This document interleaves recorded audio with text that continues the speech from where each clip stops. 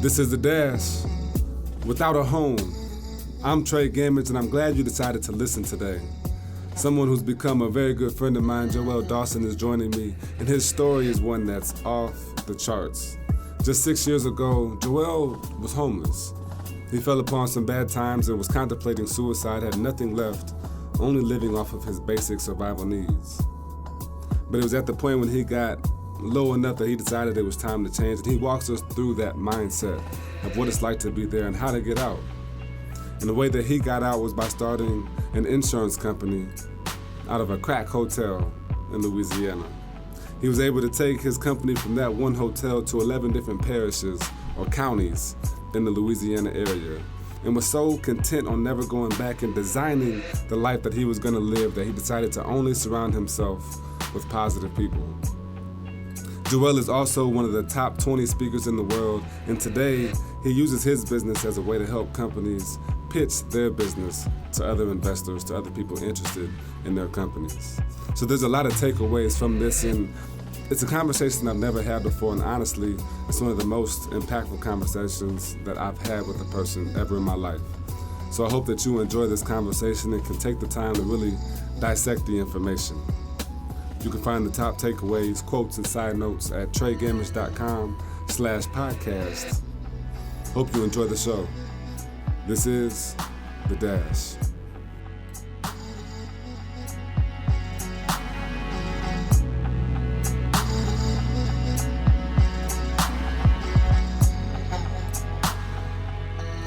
You know, when I've been through a lot of things in my life to realize that the most important things in life, it's not the materialistic things. It's not.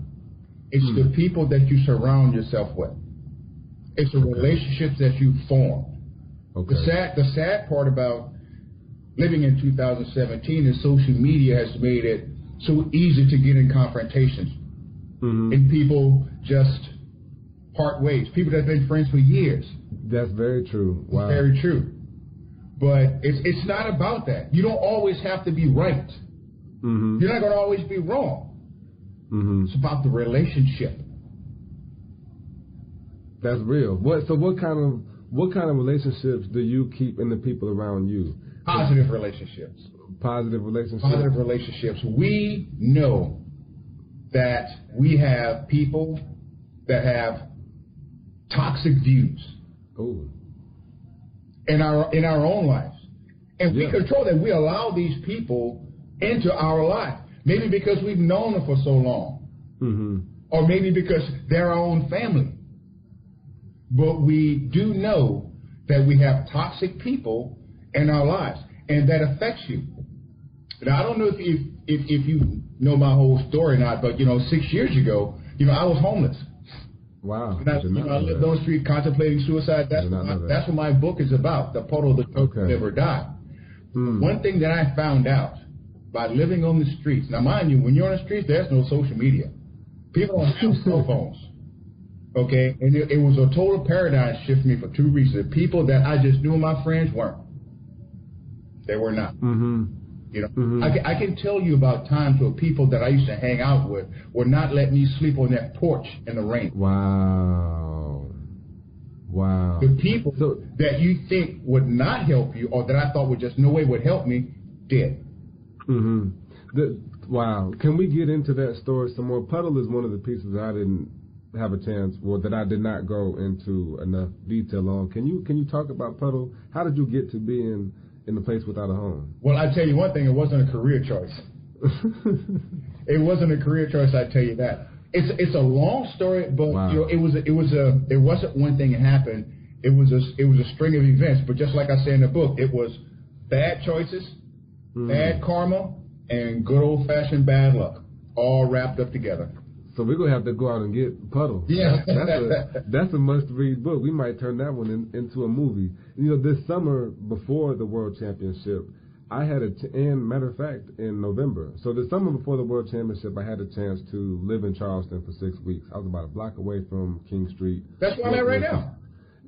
Exactly. I was at the College of Charleston, so I was right there. It's a very convenient place to be for 6 weeks and to work on speech craftery and whatnot. Mm-hmm. But there was a man named Byron there, and the first day that I was in Charleston. I slept on this college bed, this college twin bed, and I woke up with a crick in my neck. So I walked outside to go to Walgreens and get some cereal in the morning, and Byron comes up to me and says, "Say, man, is it going to be a good day or a long day?"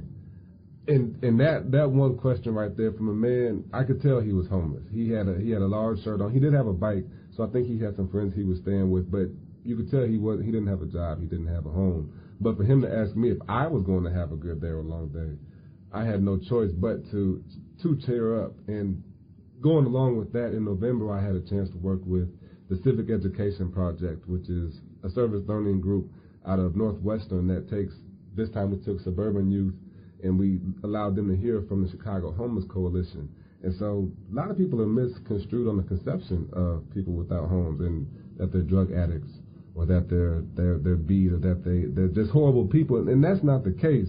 So I can, and that's what I thought, and that's why I was so embarrassed when it first happened. I met people that had doctor's degrees, master's degrees, an unstring of 40. Yeah. Let me tell you about this one story. And now me and this guy, okay, now I'm going to let you publish. Me and this guy we're sitting down on the sidewalk. Right. Okay, I got a 40 ounce of beer. I don't drink anymore. Mm-hmm. He had a bottle of Thunderbird, some kind of cheap wine, the wine that, the traditional which you're supposed to have when you're homeless. Right. Okay? And every once in a while, those types of conversations come up. This is what happened. He was from up north. Maybe Missouri, St. Louis, somewhere up north, but he was working in the oil and gas industry in Louisiana, which a lot of people from all over the country come to work because you stay a month out in the Gulf, you go back for 2 weeks or a month or whatever, so you can pretty much live anywhere you want. There's like no commute. Mm-hmm. Okay. Oil fields going down. This is in the 70s. It always fluctuates up, down, and they had these spans of, years like right now where the industry is just dead. Okay, so and we all working in the industry, we all know that. So what do? We try to work as much as we possibly can. So he was getting ready to come back down to Louisiana to work. Okay, because he had been out of work for a long time, and they called him to come. He used all his money to catch a bus. Wow. From I think it was St. Louis, from here to Louisiana. His wife told him, "Don't go. Do not go.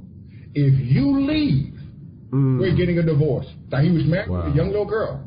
He said, "I have no choice. I got to go make this money for us. Let's talk about this when I get back." Okay? So he leaves with all the money because he had told her to go stay at mom's house or dad's house, go stay at a relative's house because I'm going to make money. It's going to be okay.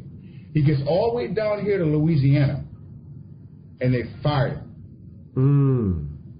He takes the last little change that he's got to call his wife, and she had been killed in a car accident. Oh, my goodness. His whole... Oh, my goodness. Wow. And he was able to overcome that. Wow. Wow, that gave me goosebumps. That's a plot twist for you. So where is the mindset when you're without a home, when you're sleeping on the street, when you're out in the cold and the rain? Where is your head at mentally to you have as your quote, adversity is life's best teacher? How could you possibly, and I know that you probably have learned, I know that you have worked, success in life is like a pendulum. The more horrid and wretched things that you face, the more success and abundance that you can experience. Yeah. So where was your head at that time, all the way at the bottom, when there was nowhere left to go? Man. But up.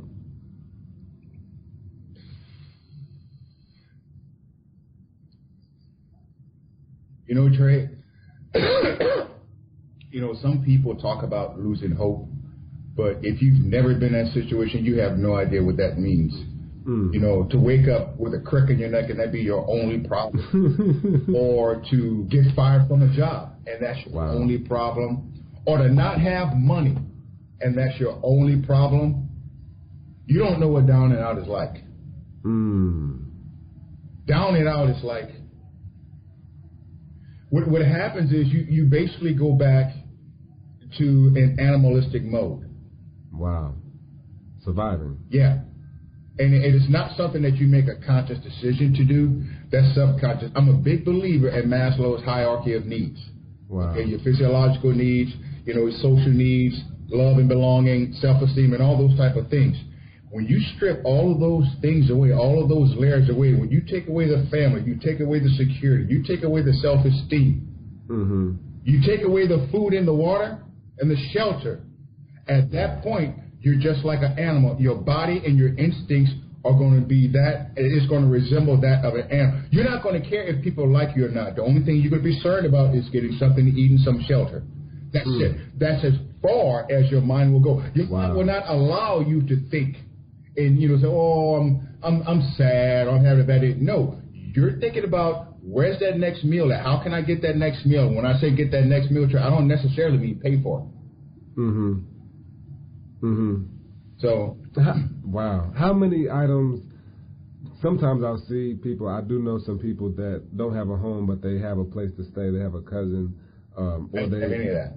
What did you have? Did you have anything? Did you have a storage unit? Did you have a backpack? I had a backpack. Wow. I had a backpack. I had a hoodie. And when it first happened, at first I was living in this old abandoned trailer. Got kicked out of that. So, and this is where the book starts. I said, well, I got to find somewhere to sleep. Now, here's the thing. I'm not even thinking, oh, wow, my God, I'm homeless. I don't have any money. The first thing, animal instinct. I got to find somewhere to stay because it was during the wintertime. So there was an old school, the school I went to in elementary school. Okay? It was a big school, so I'm thinking, well, which way is the wind blowing? I'm going to have to go on the leeward side. Okay? So I took just a bunch of leaves because I had to break that I do know from the military, you have to break the contact if you want to have any chance of warming up. Because, the ground is like, it'll just suck all of the body heat out of you. So I would just pile leaves up. And I kind of just sat up like this with my back against a wall between that and some stairs. It was like a brick set of stairs. Okay? So I had my bag and I had a butcher's knife about this big. Wow. And I would tell people try to rob homes just for kicks, remember? They take everybody's down and out. The person you don't want to mess with is somebody that's in that animalistic mode. Okay? So I would take my knife and I would stick it in my sleeve like this, and I would sleep like this. And I spread leaves all around. The ends come from the military. So if anybody was walking up on me, I can hear them. So that's where my mindset was. That's literal survival. That's like setting up a booby trap and making sure that you're aware. You're probably sleeping light. What did you learn about yourself at that time? Well, I had I don't want to call it a revelation, but I'll tell you the story. At this particular time, I wasn't sleeping on the streets. I was in a homeless shelter. Okay, and this was a homeless shelter for veterans. Now, a homeless shelter for veterans is a little different from normal homeless shelter. There's a lot of screaming at night. Pretty sure you know why. PTSD. So I got tired of hearing their screams, and I'm sure they got tired of hearing mine.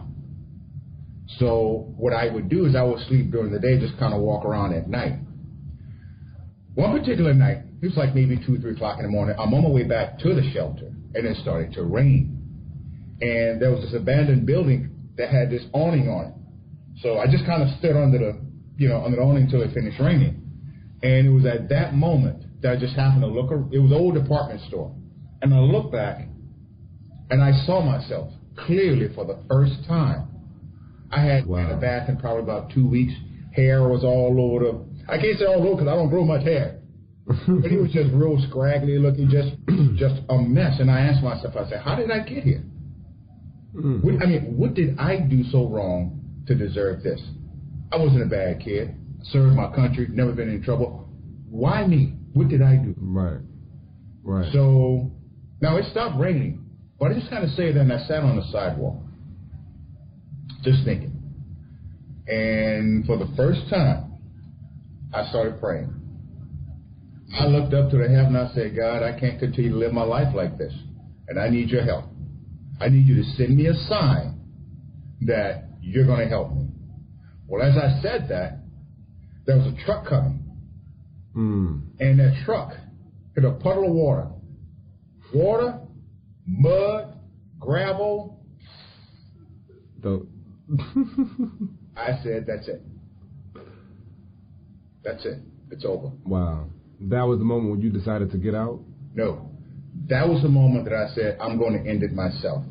There was a bridge about 2 blocks away. So I walked to that bridge. And by the way, if you're homeless, you don't have the best strength in the world. They had like this cage over it. And I knew I couldn't get over that cage. Yeah. But there was a stairwell. Walked up to that stairwell, and I looked down, right on the concrete, about 70 feet and a half straight down. Yeah, that'll do it. And I heard a voice just as clear as you and I talking, say, so what's it going to be, Joel? Do you want to live or do you want to die? And I wasn't afraid. I just kind of stood as if I was in McDonald's looking at the menu. Just kind of. I said, you know what? I said I want to live. But I am not going back to that old life ever again. Never. So I started walking back down, and that was the change. I made 3 decisions before I got off of that bridge. I said, number 1, that I would never, ever, and I don't know what I'm going to do, but I would never, ever, ever let anybody or any of life's circumstances take the control of my life ever again. The second decision I made is to realize, the second one, I wanted to be an entrepreneur. I wanted to own my own business because that's what started everything in the beginning. I said, I'm not giving my heart and soul to another company just for them to fire me and go home to their families. Wow. I'm not doing that ever again. Wow. The third thing I realized was this, and as I told you before, regardless of what you see on television, Trey, regardless of what you see on social media, there's a lot of good people in this world. It took me being homeless to realize that. Wow. So this is what I said. From now on, regardless of who I meet, anytime I meet somebody new for the first time, at the end of the day, I want them to be glad that they met me. That's it. Wow, you might make me tear up for a second, man. That's I can't even, get my words out right now. I think I didn't realize all this about your story. I'm gonna have to go ahead and buy a puddle as soon as we get off the phone here tonight, off of Skype here tonight. Yeah, it's on Amazon right now. You can get it. Okay, that's for your viewers as well. I'm gonna make sure everybody gets it. Yeah, I'm gonna make sure everybody gets it. So you've been through a lot. Was that the most adversity that you had been through? Was that the deepest? Because you were in the Marines too, and you grew up in Mississippi. And I didn't grow up in Mississippi. My family did. I grew up in Louisiana. But I would probably say, it was different. A lot of it was different. I've had some lows. You had a military being during Operation Desert Storm, but they were all life lessons. They were all, they could have went either way. Right. But that was a lesson to be learned in each scenario. And so that made me think of, looking at your quote here, to be good takes commitment, to be great takes a sacrifice. I can see that's you. That's you. You were committed to having entrepreneurship. You were committed to having these things, and that's good. But you also got to a point where you were so low that you had nothing left to sacrifice but your life. Yeah. That's how low that was. You had nothing else to sacrifice for your life, and in 6 years coming from that to be J. Dawson Speaks and to be a top 20 speaker in the world, how did you keep yourself from going back there? How do you keep yourself from going back there? What do you do today to maintain that kind of positivity and respect for your life and what you've been through and what others are going through? Okay, this is what I decided to do. When I said I wasn't going back to that old life anymore, I meant it. Okay, so I'm back at the homeless shelter, and I'm sitting on my plastic bed. I call it a plastic bed because, it's a twin bed with a mattress on, like the little kids sleep on it. Oh, man. That's what we had. And I sat there and I said, okay, from now on, I am going to intentionally craft a perfect life. My goodness gracious. That goes down to the people that I had in it. So when you asked me that question earlier about, what type of people that I surround myself with, all of those toxic people, the relationship is no more. Hey man, I don't see you anymore. Oh, we good though. We good. I may not ever see you again in my life. Right. But we good. Right. Okay. So I intentionally did not allow those people back into my life.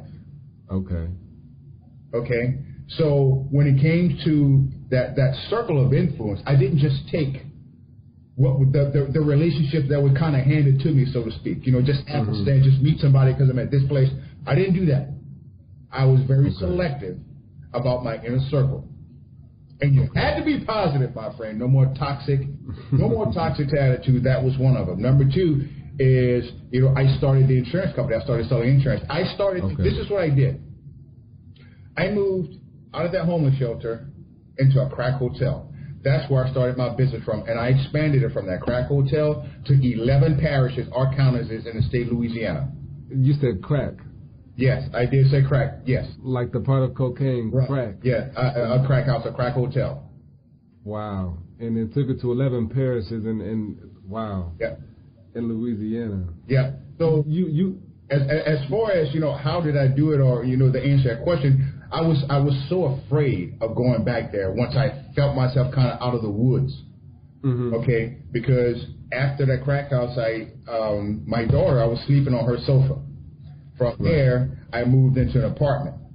Okay, but I was working because I was just so afraid. Focused. Let me tell you how focused I was. Yeah. I was still living down south. I live on the west part of Louisiana right now, in a town called Lafayette. Okay, before I moved there, the week I moved there, I'm still in my apartment. I had one of my best months selling insurance. Now, mind you, just maybe 7 or 8 months ago, I was homeless. And before one of my best months, I made $21,000. Wow. All I had in my apartment was an air mattress, a coffee pot, and a microwave. That's it. Because I was just so afraid. And I just kept working and kept working and kept working and kept working. And I started, intentionally crafting the lifestyle that I want. The car that I drive, that's the car that I wanted as a child. Whoa.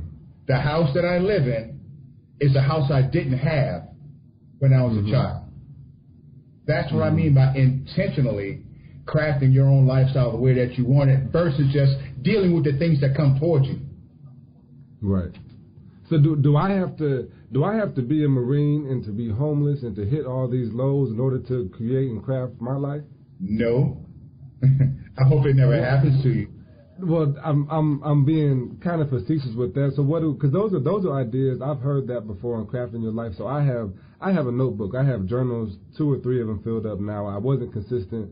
I'm getting more consistent daily writing in my journals, and I have an idea for a studio. I have an idea for what I want my office to like when I get my home, and just continuing to expand those things. How do you narrow down what it is that you want? How do you stay so focused on that?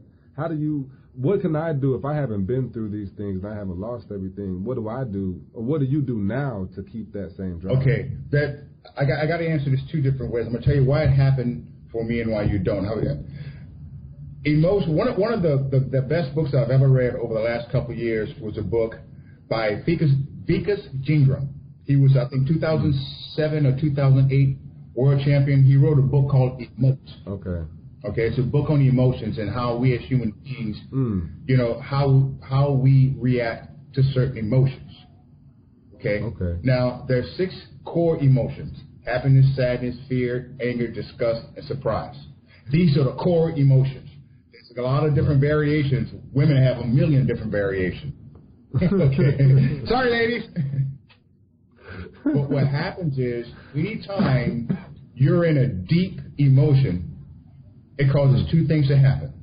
Number 1, it enhances your long-term memory. Number 2, it causes you to act. I didn't necessarily say act in a good way or a bad way. It will cause you to act. Cause you to act. Okay, and I can't remember the name of this. It was a mafia movie. I think it was, I want to say it was Hoodlums. No, it wasn't Hoodlums. It was someone. But anyway, you know the proverbial, they grab the guy because the guy owes them money, this kind of stuff. Where they lay the guy on the table and they have him tied to the table. They rip his shirt open. The guy has a tin bucket and he's got a torch. And he reaches into that bucket and he pulls out a rat about this big. The Fast and the Furious. Too Fast, Too Furious. That's what it was? One of those. Too Fast, Too Furious, where he puts the rat on his chest. And for those people, I'm going to go ahead and say, Trey already know what I'm talking about, so I'm going to go ahead and tell the story anyway, but I'll make it really short. So the guy's bare-chested, and he takes a rat, and he puts a rat on the guy's chest, and he puts the tin bucket over, and he lights the torch. Ooh. And the guy's like, well, what you going to do? He said, don't worry about it, you're fine. So he starts heating up that bucket. He said, did you know that a rat can eat through a quarter-inch galvanized pipe? Of course, the guy's not worried about it. He's screaming. He doesn't know what's going on. He says, as long as that rat's screaming, you don't have anything to worry about. Is when that rat gets silent. That's when he's going to act. Ooh. And he's going to get out of that bucket, which means he's going to eat through him. Wow. It was because I was in such a deep emotional state that caused me to act. Yeah. Okay. This is about the 5th time you done gave me goosebumps today. Go ahead, continue. Now, I will say this. Had that not happened to me, none of the success I have right now, I would have never enjoyed. Why? What I'm about to tell you now is why so many people get caught up in a rut and they can't get out of it. Remember we talked about Maslow's Law. We talked about physiological needs. Okay, so you have your physiological needs, you have social needs, you have security, security and self-actualization, and you have self-esteem. Self-actualization is the top one, but you know what I'm talking about. Okay, the bottom 4, if you notice, they all have the word need in it. It's a need. Okay, so as I said before, when I was homeless, the only thing I was worried about is the physiological needs: water, food, and a place to sleep. Until you have those needs met to your satisfaction, then and only then will your brain allow you to search out the other needs. So as long as I was hungry, I wasn't worried about a girlfriend. Right. You see what I'm saying? I wasn't worried about that. But it wasn't until I got those needs met that I started looking at the social needs. That you can get the love and belonging, with family and things of that nature. Security. Okay? If you look at those 4, that is your center of influence. This is where you were born. This is where you get all of those needs met. Okay, and I had to explain this to a client of mine in Arkansas because her dad was a millionaire and she has a business, but she doesn't have the millions. I said, because you didn't grow up in that environment. She said, well, I did. He used to come pick me up in the garage and things of that nature. I said, that's not what I mean. What I mean is you had your needs met, but the money wasn't a part of it. Right. Okay. So it's you can't say that you want a $2 million business if you've never lived that lifestyle. Okay. What you're comfortable with subconsciously, and like I said, subconsciously, those needs are already met. The $2 million, that doesn't play a part in it because that was never. It's not a need for you. That's a want. It's a nice to have, but it's not a need. Yeah. Your needs are met in your circle of influence. Now, had that $2 million been a need, an unconscious need, then you would get it. I worked with this guy when I was in Chicago, and I was a financial advisor for it was American Express at the time. And we had 34 advisors. And this one particular guy, there was maybe 40 offices in the Chicago area. He was the #1 advisor in the whole Chicago area. Now, that's really big. It's really big, okay? Because if each office you figure has between 20 and 30, you're talking about hundreds. He was the #1 agent. He worked like a dog. Nobody was even close to him. He would be in the office when we got in there. He would be in there when we left. He would be there on the weekends, even on Sunday. He had his wife come, and she would work. We were at a Christmas party, and I asked her, because he was at the Christmas party talking about work. So I asked him, I was like, well, why does he work like that? She said, well, because he makes he makes about $200,000 a year. It's like she said, but he was used to making $2.5 million. So to him, he was broke. That was a lot of money to us in our circle of influence. But him in his circle of influence, he was dead broke. That's why he was hustling like that. So you see, that $2 million, that's a need for him. Yeah. Okay. Does that make sense now?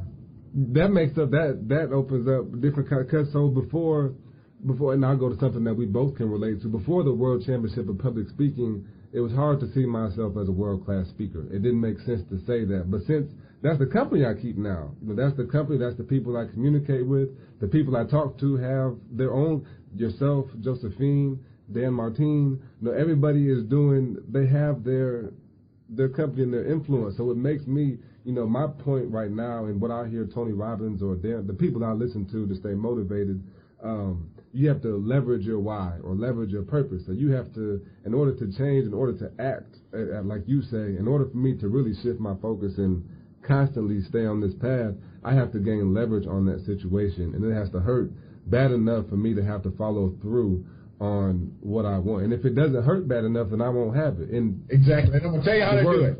I'm going to tell you how to do it. I'm going to tell you how to leverage it. But I got to tell you this old story again. I'm from South Louisiana. We like stories. Please, okay. Come on. Keep it coming. Two guys live across the bayou from each other. Bayous, everybody's got bayous down there. Up the bayou, down the bayou, whatever. Two older guys. Every morning, one guy walks over to the other guy's house. They're sitting there drinking coffee. He's got a dog laying on the side. Old hound dog. And the dog just goes on for like 2 or 3 days. So the guy comes over one morning, sitting there, and the dog just sitting there, sitting in the same spot. Same spot. The dog just, So he finally asked him, he said, what's the matter with your dog? He said, he's sitting on a nail. He said, well, why don't he get off? He said, because it doesn't hurt him bad enough. Oh, man. You saw that one coming. Oh, man. Here's the thing. Yeah. If you know, and this is what you have to know and you have to realize.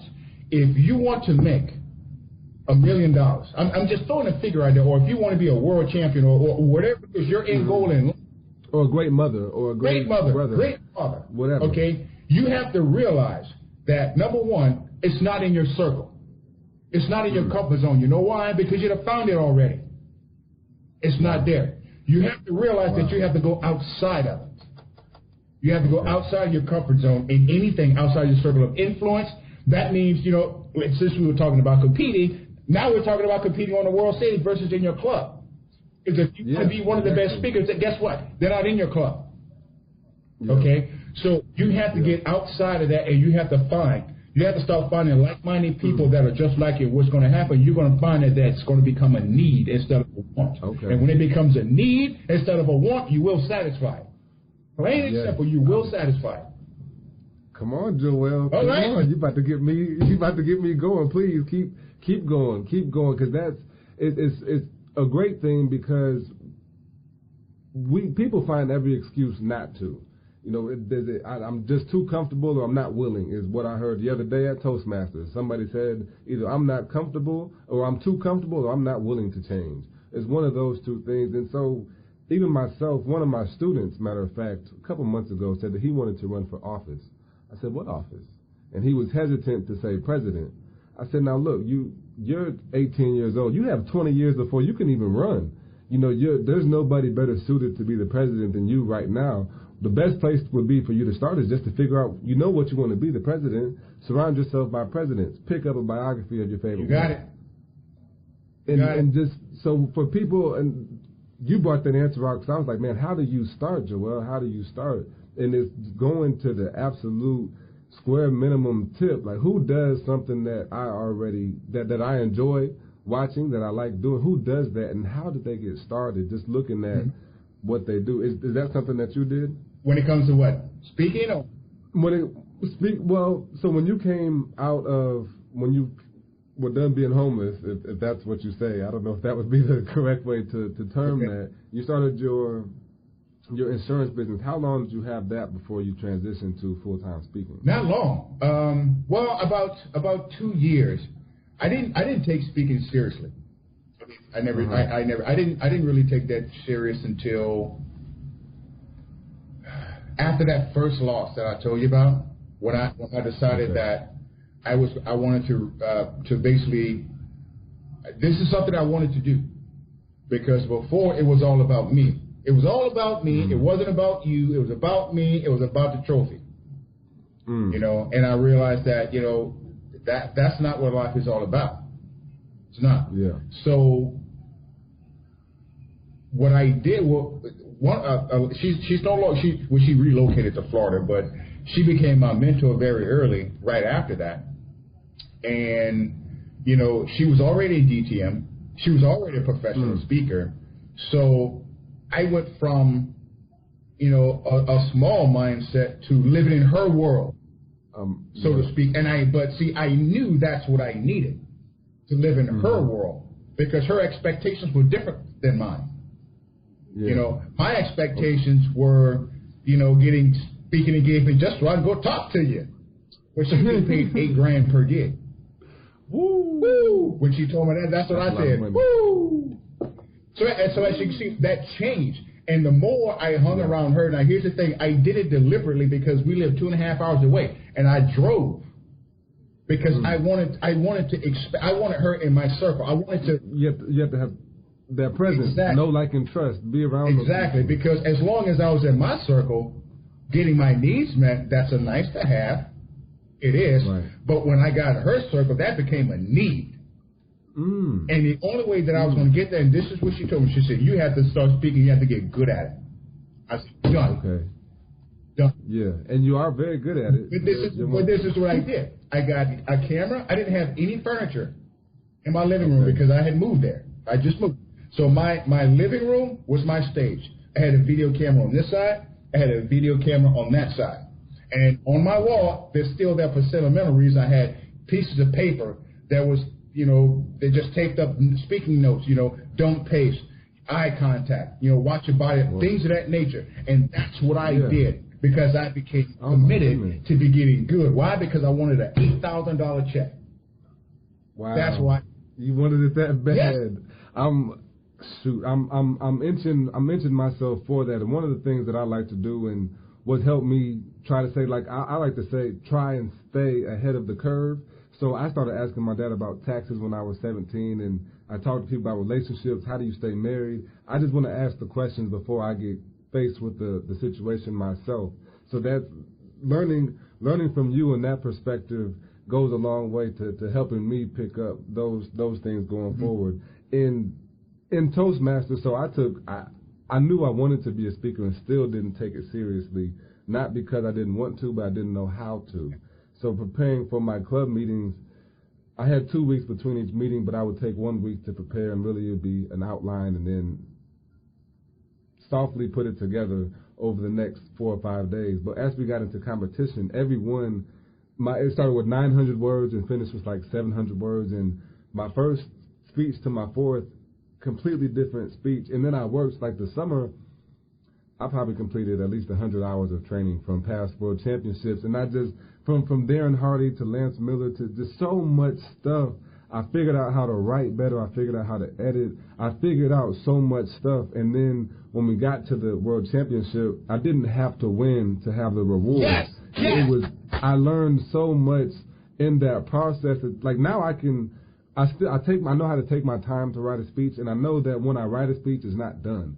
I know how to go back through and edit it, let it sit, come back to it, and do those things. What kind of work do you have to put in to do that full time? You are a full-time speaker, a place that I want to go to. This is what I want to do full-time. How did you get there? Do the same thing you did for the World Championship. Exact same thing. Love the process? Yep. Love the process. Get good at it. And start speaking. You already, do some speaking. Just keep doing it. Because it's one of these things where it's not you're selling yourself. It's not like you're selling a tangible product. And it's weird to be a brand. Yes. So that's a different thing. So just keep building your brand. Build a good brand. Okay. Build a good quality brand. I promise you that's going to take you a long way. Building a good and I say that because I don't do any advertising. I don't do any advertising. I'm not a social media type guy. But the one thing that I did, and this is where you're heads and shoulders above everybody else. You know how to speak. you're a good speaker. So when you get out in the community and start speaking, I made it a goal. I don't care who's speaking. By the time I get off that stage, they're going to know who I am. So okay.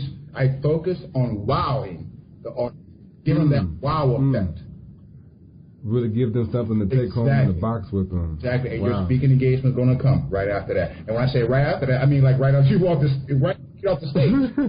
Right after off the stage. Yeah. That's where the majority of my speaking engagement comes. Right after I've spoken. And that's how simple it is. That's how simple. That's how Bob Burke, I forgot who pointed me in this direction. Matter of fact, it was at Toastmasters World Championship. There was Fred Robertson, who was from Jamaica, was there, and he pointed me in the direction of Bob Burke's book, The Go-Giver. In the book, the culmination of the book is summed up with, it was 5 strategies to stratospheric business success. And the overarching goal and value of the book was to add value. Yep.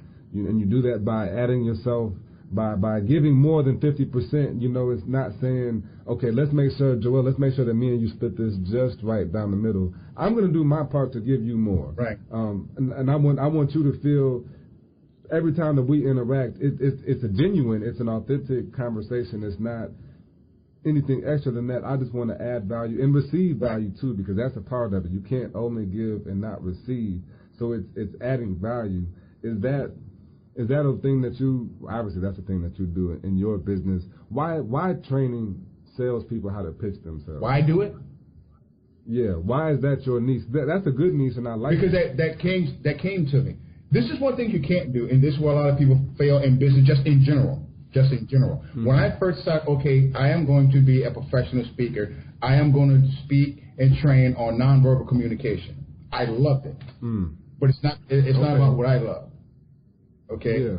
It's all about the demand. So I wasn't getting a lot of demand for it. But I was still just speaking. Right. And then I met somebody who asked me to come to an event with him, which I did. He asked me to kind of help out with something. And basically what it was just helping these guys write a 5-minute speech. They call it a pitch. Okay, now where my sales background is like, well, this is not how you sell somebody on something. Okay, so when I helped them with that, the demand started to come. So it's not about what I wanted to teach; it's about where the demand was. Okay, so I ended up doing sales training and pitch training because that's where the demand was for me personally. Okay. So the advice I would give you, just start with a shotgun approach. You're very good. You can speak on a lot of different things. See who keeps calling you back. Okay. What type of industry it's in? Is it a corporation or organization, a specific day or whatever? Do some research on that. Who keeps calling me back? Right. Okay. Right. That's where your demand is. You're picking up what I'm putting down.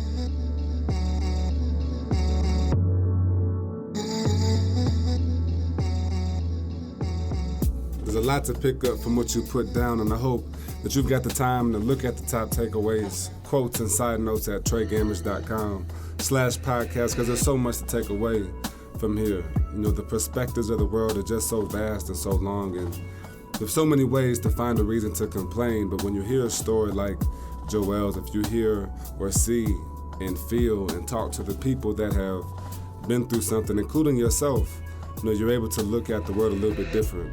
You see it a little bit brighter because you've come a long way, and so have the people around you. So it's so important to surround yourself with only positive people and develop a mindset and cultivate the lifestyle that you deserve to live, that you're supposed to live. Hope you enjoyed this episode, and come back next week and see what we have in store for you. This is The Dash.